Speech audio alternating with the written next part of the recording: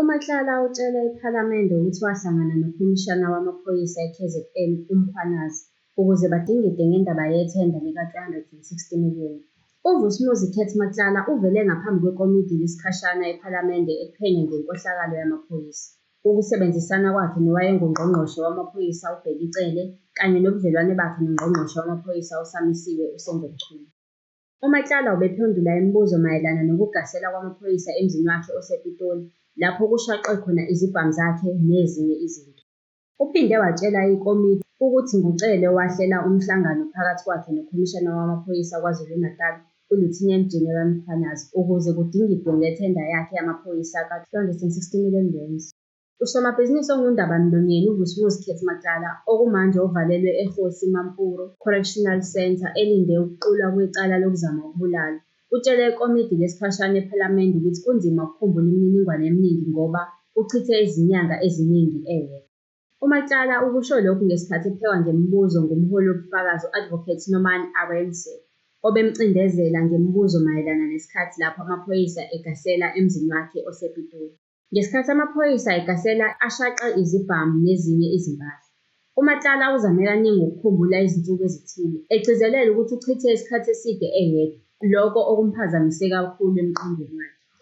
Izinsuku ngisanda kuzikhumbula manje ngesikhathi bengikhombisa amaphepha izolo. Ngikhohlwa izinto eziningi, ngivalelwe ngedwa, kusho uVus'Umuzi Kurt Matlala ophinde aziwe ngoJohn Wick of Mamelodi. UMatlala uqhube wathi owayenguNgqongqoshe Wamaphoyisa uBhekicele wamsiza ukuthi athole izibhamu zakhe nokunye okwakushaqwe amaphoyisa, kodwa wathi akakhumbuli ukuthi konke lokhu kwenzeka ngaziphi izikhathi. Uphinde waveza ukuthi uCele uhlele umhlangano nokhomishana wamaphoyisa e-KZN uMnu Nhlanhla Mkhwanazi ekuqaleni konyaka eMhlanga. Inhloso yalo mhlangano bekuwukudingida izinkinga ezithinta ithenda yakhe yamaphoyisa ka-R360 million. Akholwa ukuthi icekelwa phansi ngenxa yokuthi kunemithetho elinganiselwe noma ebambezelekile emsebenzini. Ngokusho kukaMatlala, uMkhwanazi uvumile uyizwile indaba yenkontileka wamtshela ukuthi izikhulu ezithile zibambezela ngamabomu ukukhishwa kwama-oda okuthenga ama-purchasing order.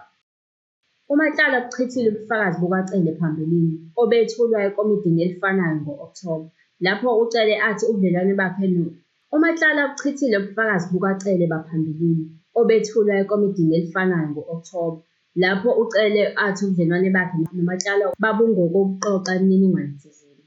UMatlala uthe ukube lokhu kuyiqiniso, uCele ubezozimemezela ngokusemthethweni izinkokhelo nemihlomulo ayithola. UMatlala uphinde wathi owayenguNgqongqoshe uBhekicele waba nomhlangano phakathi kwakhe noMkhwanazi mayelana nokuhoxiswa kwethenda lamaphoyisa lika-R360 million. UMatlala uveze lokhu ngoLwesithathu ngenkathi ethula ubufakazi phambi kwekomidi lesikhashana lasePhalamende eliphenya ngezinsolo zenkohlakalo yamaphoyisa. Usomabhizinisi nosolwa ngokuba yinkosi yobugebengu uVus'Umuzi Kurt Matlala uthe iphoyisa eliphezulu KwaZulu-Natal uMnu Nhlanhla Mkhwanazi lenze izinsongo, to take him out, amagama asetshenzisiwe, uma kwenzeka kuba nomonakalo kukhomishana wamaphoyisa uFani Masemola ngokuhoxiswa kwenkontileka yakhe yamaphoyisa. Umholi we-EFF uJulius Malema uphonsele uMatlala inselelo, ebuza ukuthi uCele uqambe amanga yini efungile. Impendulo evela kuMatlala ithe, yebo waqamba amanga efungile. Uma eqoqa imininingwane kungani ezongicela ukuba ngimhlelele isithuthi nabaqaphi bami? Wacela mina ukuba ngimhambise nomkakhe emshadweni eLansiyaya. Mina ngathumela abaqaphi bami ukuthi bamhambise ngezimoto zami. UMatlala uqhubekile nokusola uCele ngokuzama ukucekela phansi izifiso zikaSenzo Mchunu kwezombusazwe, kanye nokumqola ngaphambi kokunqamula ukuxhumana ngaphambi nje kokuboshwa kukaMatlala ngomina. Leli komidi elihlele eGosi Mampuru Correctional Centre ePitoli kuleli sonto ukuze kuhlaliswe uMatlala oboshiwe kulesi sikhungo olinde ukuqulwa kwecala lokuzama ukubulala. UMatlala, okokuqala ngqa, useyamanise uMkhwanazi nokuhoxiswa kwethenda yakhe yezigidi zamarandi ekupheleni konyaka we-2024. Uthe uCele uhlele umhlangano phakathi kwakhe noMkhwanazi ukuze kulungiswe izinkinga ezithinta ukukhokhelwa kwethenda nokuhoxiswa kwezinkontileka.